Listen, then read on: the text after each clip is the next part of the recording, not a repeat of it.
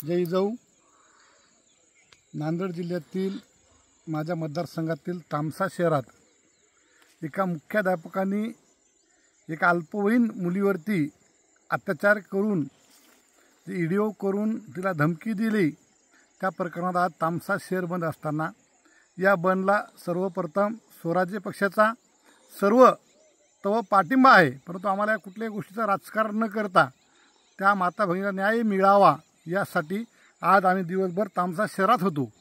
त्याचबरोबर तामसा शहरातील पोलीस स्टेशनचे API कोमल शिंदे मॅडम यांच्याशी चर्चा केली व वरिष्ठांची चर्चा करून संबंधित आरोपींना जे कालच्या रात्री जे गुन्हा दाखल झाला त्यामध्ये पोस्को अंतर्गत 18 अंतर्गत जे गुन्हा दाखल झाला त्या नराधमाला तात्काळ नांदेड जिल्ह्यातील पोलीस प्रशासन व जे सरकार म्हणतंय आणि हे सरकार जसं स्थापन झालं तशा अशा घटना अनेक घडत आहेत। आमच्या सरपंच आदरणीय संतोष भैया देशमुखांची हत्या झाली। त्याचबरोबर परभणीचा विषय जो आहे, आमचे बंधू बहुजन चळवळीतील एक ॲडव्होकेट असणारा वकील त्यांची हत्या झाली। आम्ही हत्या म्हणतोय, हे सर्व गोष्टी आताच्या सध्याच्या गृहमंत्र्यांना कोणत्या बाजूने बघतायत आणि कसे बघतायत हे गृहमंत्र्याला माझा सवाल आहे। आज एका शाळेचा मुख्याध्यापक एका विद्यार्थिनीवर असा अमानुषपणे अत्याचार करतोय आणि धमक्या देतो कुटुंबांना की जर तुम्ही बाहेर काढला तुम्ही व्हिडिओ व्हायरल कराल अशा धमक्या देतोय। तर हे गृहमंत्री महोदय या सगळ्या गोष्टीकडे कोणत्या नजरेने बघणार आहेत आणि या गोष्टीला कधी वाचा फुटणार का? आज माझ्या मतदारसंघातील तामसा नगरीतील ही घटना घडली।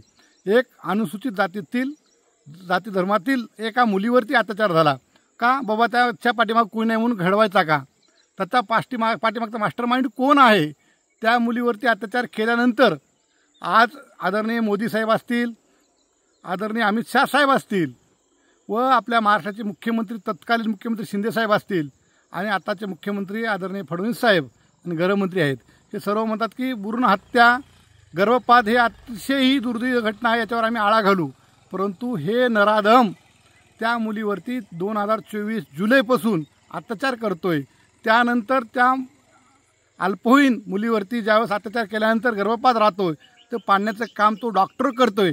हे नांदेडमध्ये असं रॅकेट चालवणारे गर्भपात पाडणारे डॉक्टर हे किती आहेत यांचा देखील शोध लावला पाहिजे। अशा डॉक्टरांना देखील आळा घातला पाहिजे आणि या डॉक्टर ज्यांनी गर्भपात केला आहे त्या डॉक्टरवरती देखील या ठिकाणी ज्या पद्धतीनं याच्यावरती गुन्हा दाखल झाला प्राध्यापक चव्हाणवरती, मुख्याध्यापक चव्हाणवरती, तोच गुन्हा त्या डॉक्टरवरती दाखल करून त्या डॉक्टरांना तात्काळ अटक करावे आणि ते डॉक्टर कोण आहे त्याच्या माध्यमातून हे चव्हाण कुठे आहे कळेल। कारण का आजच्या घडीला तो चव्हाण कुठं फरार आहे ते डॉक्टरला माहिती असेल, त्यामुळे डॉक्टरांना पहिला अटक करावे। आणि नांदेडमध्ये फार मोठं डॉक्टरांचं हे रॅकेट चालू आहे, गर्भपात पाडायचा, गर्भपाताच्या गोळ्या द्यायच्या। आपण इकडे भ्रूण हत्या म्हणतोय, त्यानंतर आपण कुठेही गर्भपात होणार नाही असं बोलतोय। सरकार चांगलं काम करतोय म्हणतो, पण अलीकडल्या काळामध्ये सरकार कुठेतरी गुन्हेगारांच्या पाठीशी आहे असं दिसते। कारण का बीडचं मॅटर घडून आज 2-2.5 महिने घडून गेलेत तरी आजही एक आरोपी फरार आहे। त्यानंतर रोज अत्याचार घडत आहेत, रोज अत्याचार होत आहेत।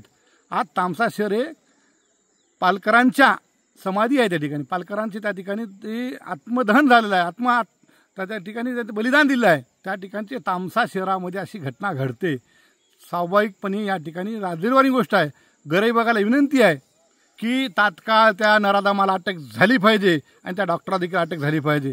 येत्या 8 दिवसात येणाऱ्या डॉक्टरांचा शोध आणि आरोपीचा जर शोध नाही लागला तर स्वराज्य पक्षाच्या माध्यमातून आम्ही आगळेवेगळे आंदोलन करू। या प्रशासनाला आमची विनंती वजा चेतावणी आहे। कारण का आतापर्यंत अनेक गुन्हे झालेत, परभणी झालंय, बीड झालंय, नांदेड झालंय, बीडमध्ये परळीमध्ये देखील अनेक घटना घडल्यात, अनेक घटना घडत आहेत। पण हे गृहमंत्री व गृहविभाग काय झोपते काय? आमचं सांगणं आहे की नांदेड जिल्ह्याचे पोलीस कर्मचारी, पोलीस अधिकारी, पोलीस अधीक्षक चांगलं काम करत आहेत, परंतु आज त्यांनी गुन्हा दाखल केला, पण आमची विनंती आहे त्यांना देखील या नराधमाला तात्काळ अटक करा आणि तो कोण डॉक्टर आहे त्याला देखील अटक करा। आणि आम्हाला कुठलंही राजकारण करत नाही, कारण का आम्ही स्वराज्य पक्षाच्या माध्यमातून काम करतोय। स्वराज्य पक्ष हे छत्रपती शिवशाहू फुले आंबेडकरांच्या विचारांचे आमचे स्वराज्य पक्षाचे स्वराज्य प्रमुख युवराज छत्रपती संभाजीराजे असल्यामुळे आम्हाला राजकारण करत नाही. अनेक राजकारणी जे बांडगुळ सत्तेसाठी इकडे गेलेत, सत्तेसाठी तिकडे गेलेत, सत्तेसाठी घरं बदलणारे, सत्तेसाठी बाप बदलणारे हे हरामखोरं या मतदारसंघात राजकारण करत आहेत. परंतु आम्हाला राजकारण न करता किंवा राजकीय कुठली टीका न करता आमदाराचं कॉलेज आहे का, खासदाराचं कॉलेज आहे का, कुठल्या जिल्हा परिषदेचं कॉलेज आहे किंवा शाळा आहे हे न बघता कुठलाही नेता असेल, कुठला संचालक असेल अशा कृत्याला पाठीशी घालत नाही आहे. तरी पण घालत असेल तर त्याला देखील त्या गुन्ह्यात गोडलं पाहिजे. परंतु आम्हाला राजकारण करायचं नाही. काही लोक जाणीवपूर्वक राजकारण करताना आम्हाला आज तामसा शहरात दिसलेले आहेत. त्यांना आमचा जबाब एवढाच आहे, जर तुमच्या घरी ही घटना घडली असती तर तुम्ही राजकारण केलं असतं का?